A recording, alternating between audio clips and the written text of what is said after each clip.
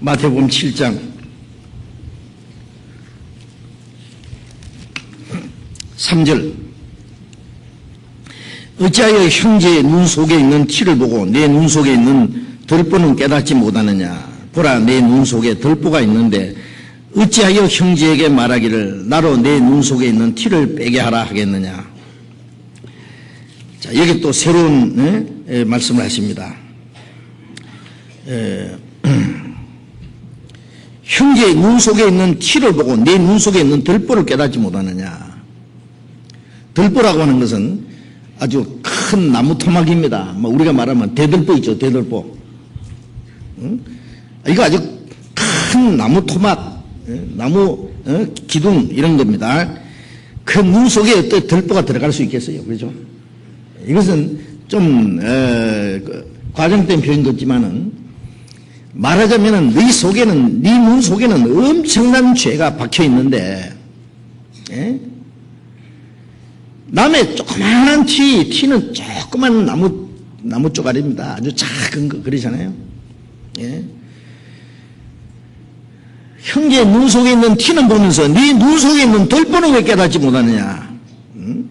보라, 네 눈 속에 들보가 있는데, 네 눈 속에 들보가 있는데 어찌하여 형제에게 말하기를 나로 네 눈 속에 있는 티를 빼게 하겠느냐.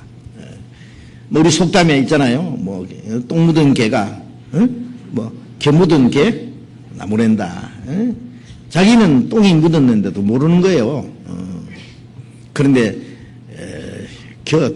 겨가 묻었는데 개가 야, 너 아이고 겨 묻었네. 겨울에요. 예, 이 옆에 박정생이 있고 이쪽에 김정생이 있는데, 예, 옛날에는 이 창우지로 문을 이렇게 발라놨잖아요. 문구멍이 뚫려 있는 거예요. 김정생의 문구멍이 이만큼 뚫려 있는데 겨울에 그 문구멍을 내다보니까 박정생 집에 조그마한 문구멍이 뚫어져 있거든. 아이고 제 집에 문구멍 뚫어져 있네 저거. 예? 자기 집 문구멍 안 보이잖아. 문구멍을 통해서 보니까. 예? 그런데 자기 눈에 들보가 있는데 어떻게 남의 눈에 티를 보겠어요? 제주도 좋잖아요. 어떻게 보느냐면 들보 가운데 구멍 뚫어놓고 보거든요. 예? 이것이 자기 속에 있는 엄청난 그 허물이 있는데, 예? 그거는 보지 못한다. 왜 자기 죄는 들보처럼 큰 거냐? 자기 허물을 자기가 잘 몰라요. 잘 생각 안 해요. 그리고 자기 죄는 자기가 용서 잘 하죠. 그렇죠? 예. 자기 죄는, 예? 자기가 잘 알아요. 잘 알기 때문에 들보처럼 큰 거예요. 그리고 또 잘 용서해요. 그런데 남의 죄는 알아봐야 얼마나 알겠어요. 그 사람 비밀을. 그래서 자기 죄에 비하면 남의 죄는 아주 티와 같은 거예요. 그런데 자기의 엄청난 죄는 감춰놓고 남의는 남의 아주 티 같은 죄를 찾아내가지고, 아니 없는 것도 찾아내서 그걸 판단하고 비판하려고 하는 겁니다. 예? 그것이 바로 뭐냐? 교만이고 위선이라는 거예요. 예? 우리는 자기가 하나님 앞에 얼마나 큰 죄가 있다는 걸, 허물이 있다는 걸 안다면 남의 허물을 그렇게 함부로 판단하지는 못할 겁니다. 그래서 내 눈 속에 있는 들보를 먼저 빼라. 그렇죠? 예. 예? 5절에 외식하는 자여, 자기 눈에 들보 같은 죄가 박혀 있는데 남의 눈 속에 있는 작은 티를 빼려고 덤비는 사람은 이 외식하는 자다. 교만이다 그 말이에요. 먼저 내 눈 속에서 들보를 빼라. 들보 같은 죄를 빼내버리라. 예. 그리하여야, 예? 그 후에 밝히 보고 형제의 눈 속에서 티를 빼리라. 그렇죠. 남의 허물을 지적하고 남의 허물을 자기가 고쳐주고 하려면은 어떻게 자기 허물을 먼저 고친 사람이어야 돼요. 자기 눈 속에 있는 들보 같은 죄를 빼내버리고 철저히 회개하고 돌이키고 하나님 앞에 깨끗함을 받은 사람이, 예? 하나님 앞에 자기 양심의 깨끗함 받은 그 사람이 밝히 보고, 그때서 비로소 밝히 보고 형제의 눈 속에 있는 티를 사랑으로 빼줄 수 있을 거다. 그렇죠? 예. 남의 허물을 지적할 것이 아니라 남의 허물을 고쳐주려고 도와줄 수 있을 거다. 요한복음 8장에 보면은 예수님이 간음 중에 잡힌 여자를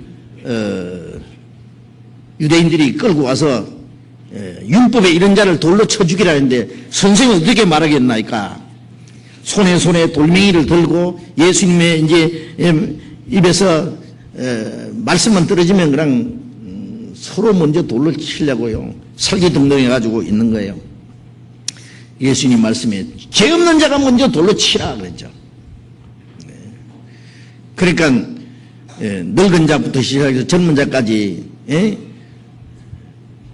돌멩이를 툭툭 힘없이 떨어뜨리면서 다 떠나갔습니다. 나중에 한 사람도 남지 않고 다 갔습니다. 왜 늙은 자부터 젊은 자까지 갔을까요? 늙은 자는 늙은 만큼 오래 산 만큼 죄가 많으니까 먼저 갔고 그렇죠. 예수님 말씀 한마디에 그들의 양심이 찔렸을 겁니다. 죄 없는 자가 먼저 돌로 치라. 누가 돌로 칠 거냐고 말이에요. 이제 정말 철저히 회개하고 돌이켜서 양심의 깨끗함을 받은 사람이라면은 남의 허물을 고치는데 도와줄 수 있을 겁니다.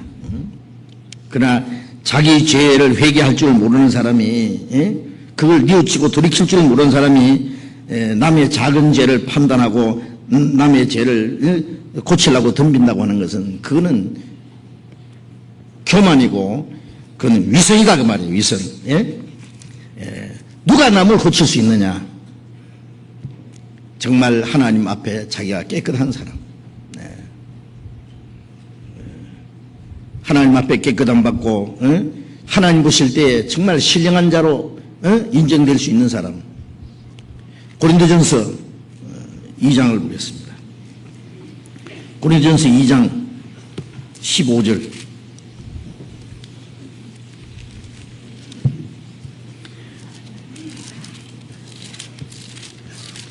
고린도전서 2장 15절 봅니다. 신령한 자는 모든 것을 판단하나 자기는 아무에게도 판단을 받지 아니하느니라. 누가 주의 마음을 알아 주를 가르치겠느냐? 그러나 우리가 그리스도의 마음을 가졌느니라. 신령한 자는 영적으로 성장한 사람, 성령 충만한 사람, 정말 하나님 앞에 그 양심이 깨끗한 사람이라고 할 수 있습니다. 그 사람은 모든 것을 판단하나 자기는 아무에게도 판단을 받지 아니하리라. 정말 이 말씀을 했던 바울 사도 같은 사람은 정말 하나님 앞에 자기가 참 부끄러울 것이 없는 자책할 아무것도 없다고 말했습니다. 이런 사람은 남을 판단할 수 있을 거예요. 그러나 우리는 대개 그렇지 못하잖아요. 그런데 이 고린도 교인들은요, 고린도전서 3장 1절에 보면은 형제들아 내가 신령한 자들을 대한 것 같이 너에게 말할 수 없어서 육신에 속한 자 곧 그리스도 안에서 어린 아이들을 대한 것 같이 하노라. 이 고린도 교인들은요 아직 어린 아이입니다. 어린 아이라는 것은 육신에 속한 사람입니다. 육신에 속한 자. 그런데 이 고린도 교인들은요 외식과 교만에 가득해가지고 이 정말 성령 충만한 바울 사도를 판단하고 비난했습니다. 고린도전서 4장 3절에 보면은 너희에게나 다른 사람에게 판단받는 것이 내게는 매우 작은 일이라. 나도 나를 판단치 아니하노니 내가 작책할 아무것도 깨닫지 못하나 그러나 이를 인하여 어렵다 함을 얻지 못하노라. 다만 나를 판단하실 이는 주시니라. 너희에게나 다른 사람에게 이 고린도 교인들은 바울을 판단했어요. 판단받는 것이 내게 작은 일이다.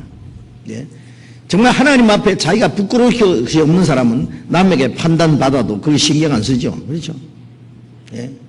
내가 하나님 앞에 자책할 아무것도 깨닫지 못하나. 자, 이 정도 말할 수 있는 사람은요, 대단한 사람입니다. 예? 하나님 앞에 자기 마음에 책망받을 것이 없으면 하나님 앞에 담대함을 얻는다. 예? 요한일서 3장에도 그렇게 말했죠. 자책할 아무것도 깨닫지 못하지만은 그러나 이로 인하여 내가 하나님 앞에 의롭다함 받는 건 아니다. 의롭다함 받는 것은 오직 예수님의 공로로 의롭다함 받는 것이죠. 그러나 나를 판단하실 이는 하나님이십니다. 그러므로 주님 오실 때까지 아무도 판단하지 마라. 이렇게 말씀했습니다. 자, 이제 그런데 어떤 사람들은 자기가 스스로 신령한 자로 자처하고 남을 판단하려고 덤비는데 자기는 육신에 빠져 살면서 오히려 자고도 훨씬 성숙한 사람, 신령한 사람, 정말 주님을 위해서 사는 사람들을 판단하려고 덤비는 사람이 있는데 이것은 정말 너무나 놀라운 착각이 아닐 수 없습니다.